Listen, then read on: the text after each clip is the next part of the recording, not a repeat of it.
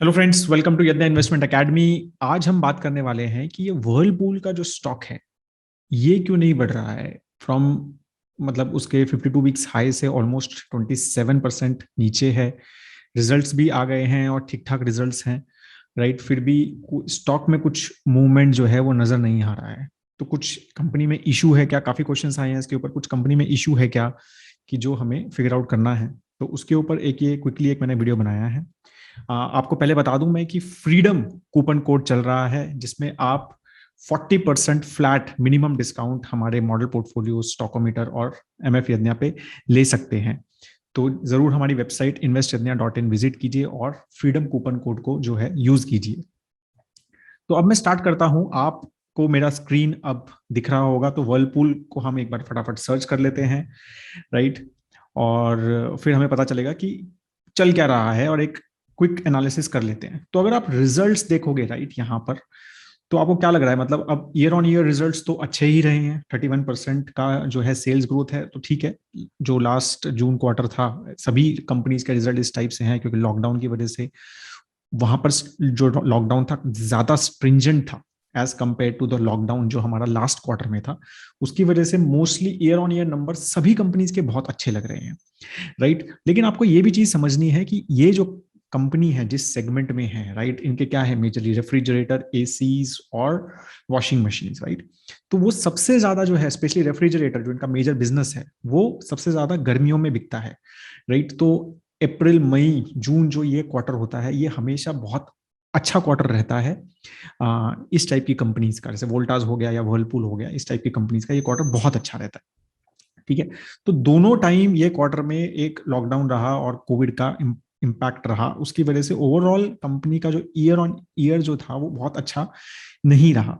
लेकिन फिर भी ये वाला क्वार्टर फिर भी एक अच्छा रहा, ठीक है। और अगर हम क्वार्टर ऑन क्वार्टर देखेंगे तो वो नेगेटिव रहना ही है, बिकॉज आपको पता है वेव 2 आई थी इस क्वार्टर में और उसकी वजह से काफी एक नेगेटिव इम्पैक्ट हुआ, राइट। एक्सपेंसेस जो है क्वार्टर ऑन क्वार्टर भी डिक्रीज हुए, ऑफ कोर्स, जब क्या कहते हैं हमारा ये कम हो जाएगा, रेवेन्यू कम हो रहा है because of the lower operations, तो एक्सपेंसेस भी कम हो गए, but year on year expenses भी बढ़े हैं, राइट। अब मेन बात करते हैं प्रॉफिट्स की, राइट। तो अब प्रॉफिट में क्या हुआ है कि जून 2020 जो हमारा लास्ट ईयर का क्वार्टर था उसमें सिर्फ 16 करोड़ का प्रॉफिट था और इस टाइम भी 26 करोड़ का प्रॉफिट है। और पैट जो मार्जिन है वो बहुत ही कम हुआ है, राइट। तो इसका मतलब ये पता चल रहा है कि एक्सपेंसेस बहुत ज्यादा कम नहीं हुए हैं, रेवेन्यू पे इम्पैक्ट ज्यादा रहा ओवरऑल कंपनी को, राइट। तो इस टाइप के इसके रिजल्ट्स रहे हैं, एक ठीक ठाक रिजल्ट्स हैं, मतलब आई एम नॉट सेइंग कि बहुत अच्छे हैं। बट अगर हम लास्ट क्वार्टर देखें, मार्च, जिसपे मतलब लॉकडाउन वगैरह ज्यादा नहीं था, राइट, तो उसमें एक क्वार्टर ऑन क्वार्टर भी अच्छा ग्रोथ दिया था और ईयर ऑन ईयर भी अच्छा ग्रोथ दिया था। तो इसका मतलब company is decently doing well, right. Revenue numbers में कुछ इम्पैक्ट हमें ज्यादा मुझे लग नहीं रहा है। मार्केट शेयर नंबर्स वगैरह भी मैंने चेक किए जो उन्होंने शेयर किए हैं और वेरियस एनालिस्ट रिपोर्ट के हिसाब से, तो कुछ ज्यादा इम्पैक्ट दिखा नहीं हमें, ठीक है। ये कंसोलिडेटेड नंबर्स है मेरे।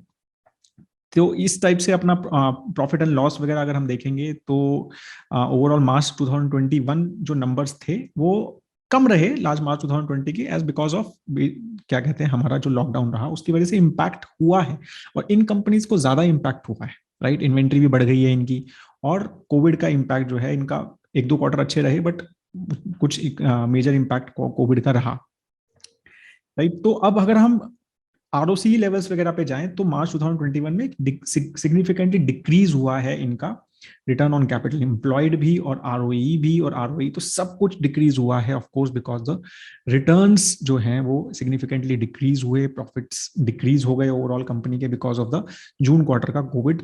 और वो पूरा जो है उसका जो मतलब आप कहेंगे कि इंप्रूवमेंट पूरा नहीं हुआ, मतलब वो पूरा का पूरा वापस पैसा नहीं आया, ठीक है।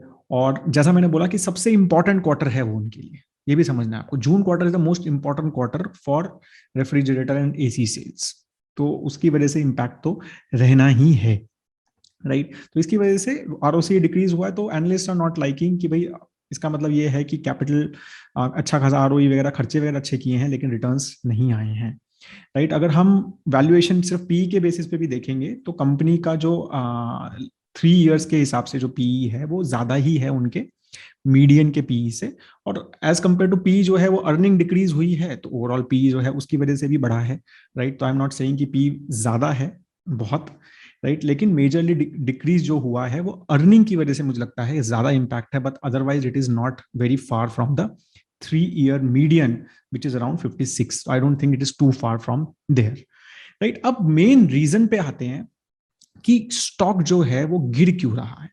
सब कुछ तो मतलब कुछ बुरा तो नहीं चल रहा है ओवरऑल कंपनी में, तो स्टॉक जो है वो गिर क्यों रहा है उसके लिए मैं आपको एक स्लाइड प्रेजेंट करता हूं यहाँ पे, राइट। तो main reason for stock fall is decreasing EBITDA margin, right.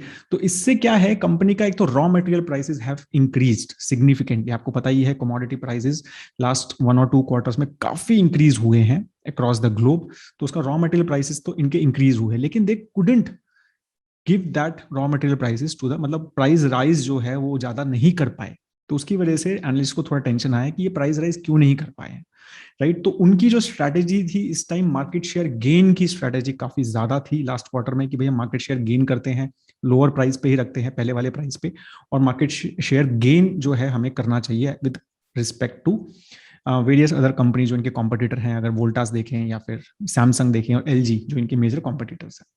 तो उसकी वजह से क्या है, आप देखोगे आप तो एबिटा जो मार्जिन है वो 4% है, विच इज ऑलमोस्ट इनका मेरे ख्याल से 9 or 10 years lowest EBITDA margin पे हैं ये, राइट। और अगर ग्रॉस मार्जिन भी देखोगे तो that has also significantly decreased, ठीक है। So that is the main reason. अब उसका ऑब्वियसली ये भी बात है कि सेल्स डिक्रीज हुआ है, एक तो कमोडिटी प्राइसेस बढ़ गए, वो फर्स्ट रीजन है। सेकंड थिंग जैसे मैंने बोला, ये क्या कहते हैं, इनका मेजर फोकस जो था मार्केट शेयर इंक्रीज पे था, आई एम नॉट श्योर कितना इंक्रीज हुआ है, बट फोकस वो था, राइट। और थर्ड जो था, इन्होंने कॉस्ट कटिंग मेजर्स जो बाकी कंपनीज ने किए इन्होंने उतने नहीं किए, ठीक है। तो उसकी वजह से analyst are not very happy with these numbers, and that's why जो है ओवरऑल स्टॉक का परफॉर्मेंस जो है वो अच्छा नहीं चल रहा है लास्ट 1-1.5 महीने से। लेकिन ओवरऑल कंपनी में as such I am not seeing any impact, right. They are, इनका एसी बिजनेस भी जो है ओवरऑल अच्छा ठीक ठाक इंप्रूवमेंट दिख रही है उसमें, और बाकी they are very good in refrigerator and washing machine में, तो they have a pretty decent, मतलब they are third in both in India, तो वो उसमें अच्छा है ही। So I hope you understood कि मेजर रीजन क्या है इनका फॉल का। मेरे को ऐसा कुछ नहीं, अगर आपका एक आपके पोर्टफोलियो में है और आप एक लॉन्ग टर्म थॉट प्रोसेस के हिसाब से हैं, तो मुझे ऐसा कुछ रिवीजन नजर नहीं आ रहा है कि आपको ये स्टॉक जो है वो सेल कर देना चाहिए या बाय नहीं करना चाहिए। तो एक अच्छी डिप्स पे एक तरह से मिल रहा है, एक वैल्यूएशन की जो करंट वैल्यूएशन मार्केट में चल रहे हैं उस हिसाब से एक ठीक ठाक वैल्यूएशन पे ये स्टॉक मिल रहा है।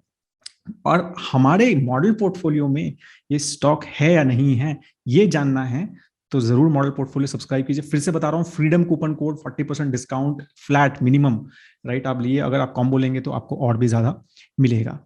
Hope you like this, have a great time ahead दोस्तों, जय हिंद।